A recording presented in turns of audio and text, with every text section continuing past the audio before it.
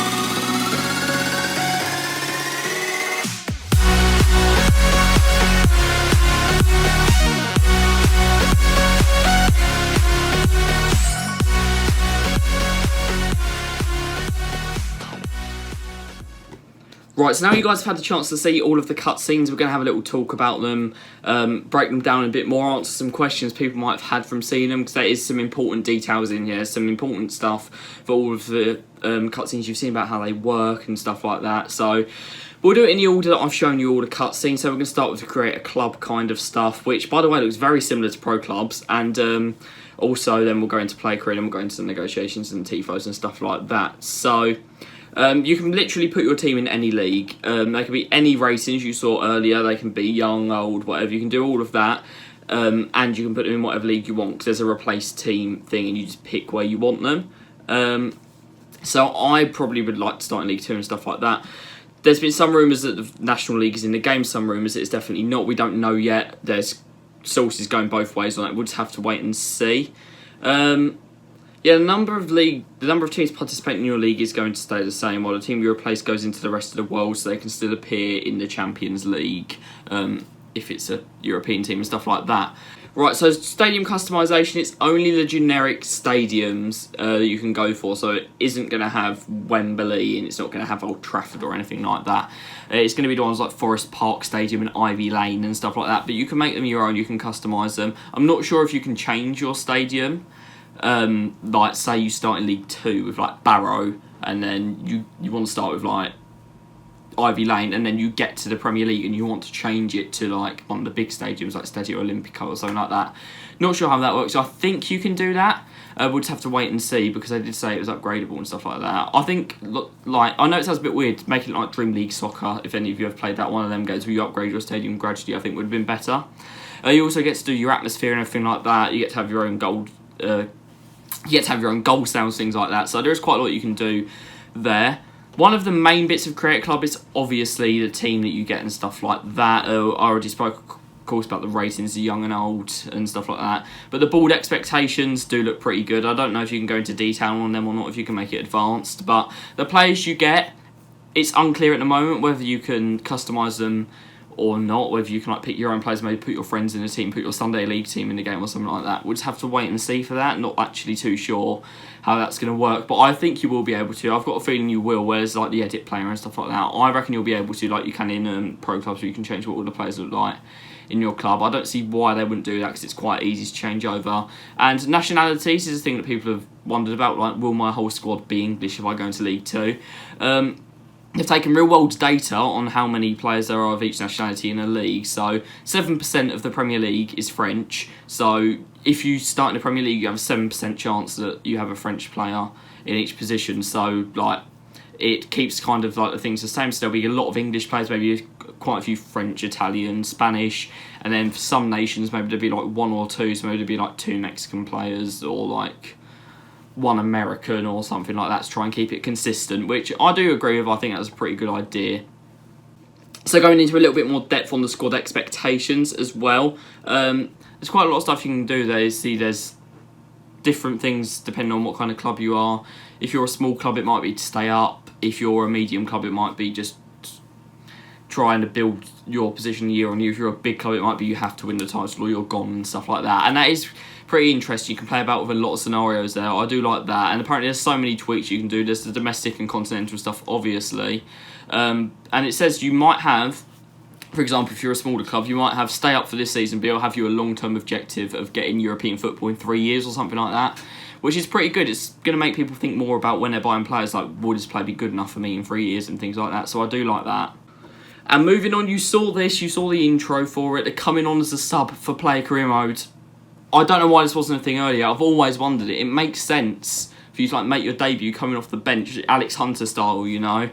And it was a thing when I used to play FIFA 11 on the Wii, so I don't know why it hasn't been a thing in this for so long. But I love the way they've got the cutscenes for this and stuff. Obviously, we'll be talking about all of the cutscenes, all of the trophy ones, which I love and stuff like that. So that's an interesting thing. I think it is more realistic, and maybe for a cup match, if you're a good player, you might be rested and put on the bench, and then if your team's losing, they might bring you on, stuff like that. So I think that is a pretty good addition. I think it just should have been earlier. A lot of these things, I do like them, but I wonder why they couldn't have been in the game a few years ago.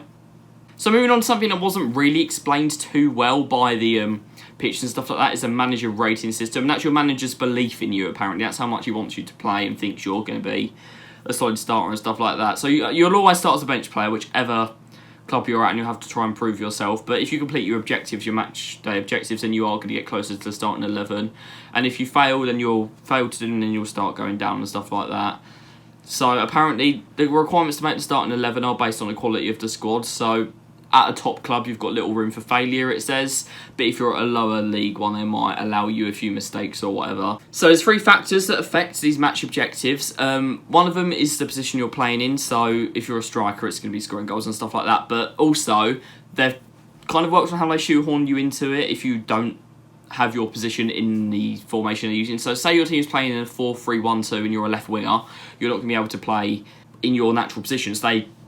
On old FIFAs, they might have put you in as a left back or even a CM. I remember I was a cam at West Ham, and they started playing me at striker for some reason when we were playing a 4-3-3 and stuff like that. That won't happen anymore. They play you as a CM, and they'll just try and fit you to something that works the best. So if you're a left winger, they might put you at striker or at cam. I think that's probably the best idea. It's the quality of your opposition also matters on your match objectives. So if you're in pre-season, it's going to be quite easy, even if you're playing against hard opponents. If you're in a cup match, it might not be to do much, but if you're in a big game, it might be important that you get stuff done.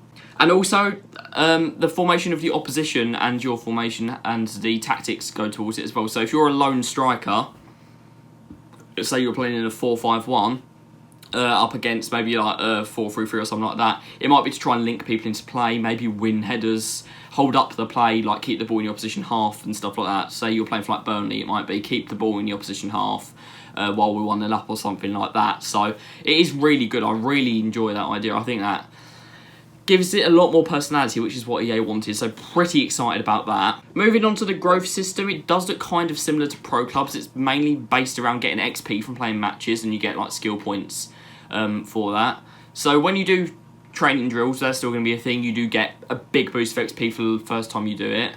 And then obviously match objectives are massive as well, but I think it does work.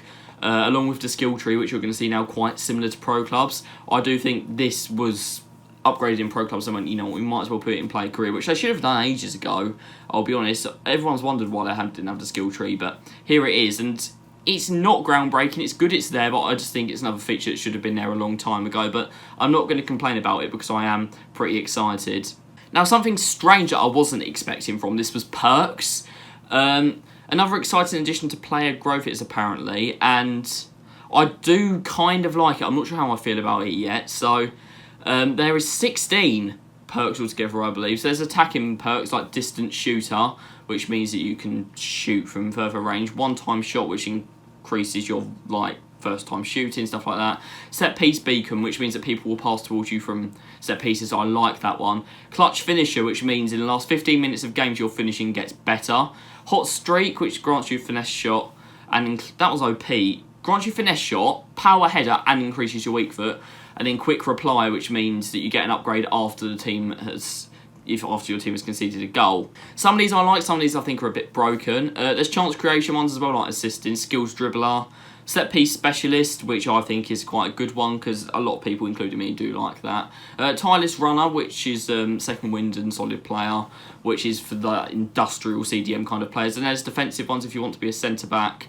We have stuff like defensive closer, which increases your focused in the last 15 minutes of the games, makes you a bit more awareness, high vision, stuff like that. Last defender, which means if you're caught one-on-one, it upgrades your stats if you're the last defender. Lockdown, which means park the bus basically, it increases your stats after you score a goal. And there's Cool Head, which is after your team concedes a goal as well, to try and keep them in the game, make sure there's not a second goal and stuff like that. There's Ball Winner as well, which boosts your jockey speed. That's a bit broken. And Physical Strength, which just means you're going to body everyone. There's also Goalkeepers ones as well. They're the same kind of thing. There's Clutch Save, which means you're better in the last 15 minutes. Far Reach, which means you're good at distant shots. And 1-on-1, which means you're more likely to put off the attacker in a 1-on-1 situation. Moving on to something I loved. I loved this cutscene, by the way. We've got the dressing room atmosphere one, the trophy celebration. I really liked this. They've added it for multiple things. This is just the example. So they're going to have that. They're going to have if you lose the trophy final, they'll be all upset. They've got derby wins and derby losses, things like that. Maybe if you can see the last minute equaliser and it goes to a draw and things like that. And there's also some ones that are a bit awkward. So apparently there's one where you win man in the match but your team loses and you've got to try and hide the trophy and not make a big deal of it and stuff like that, which I think is pretty cool. It's really getting you more involved and it's a bit more realistic and I really do like that. The transfer update one isn't really too different. It's a little bit better, but I'm not really too bothered. It's just a bit average, really. Just a few more extra pictures of notebooks and stuff. Don't really care about that one. What I do like about what they've done for Manager as well, though, is they have done a lot of stuff involving real life stats and trying to keep you involved. Because sometimes I'll look up stats and go when's the last time the team that I'm managing won the league or something like that? Or who's their leading goal scorer because I won quite a lot of goals. So when you reach milestones for matches played or won, so if you've reached 100 matches won, it will come up just like it would in real life.